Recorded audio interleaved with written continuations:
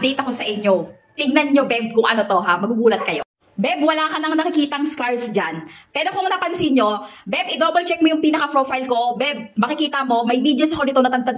Ito, sobrang haba nito. Scars mark yan, mga pangga. Beb, ang haba niya, nasugat yan. Tapos, ang daming mga kagat-kagat ng lamok dyan. Grabe talaga yung appearance ng legs ko talaga dati. Ayan yan, mga pangga. Meron pa nga medyo na iwan-iwan ng konti. Ayan, no?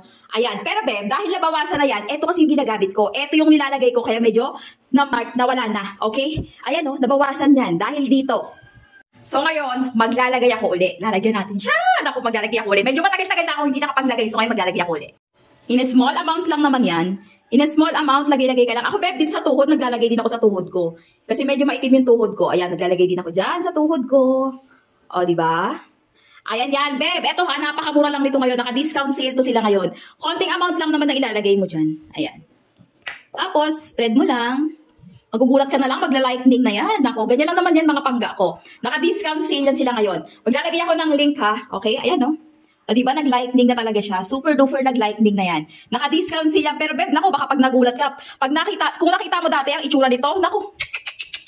Sabihin mo talaga anong nangyari dyan. Grabe, kagat lang ng lamok. Ayan na, may tira-tira pa oh. Ayan, nilalagyan ko yan. Kagat lang ng lamok, pero Beb, naku. Parang ang daming tagsi 50 centimos, tig-piso. Ayan na, oh, diba? O, pag gusto niyo yung ganyan, ito lang, maglalagay ako ng link sa baba. Ayan lang yung ginagamit natin.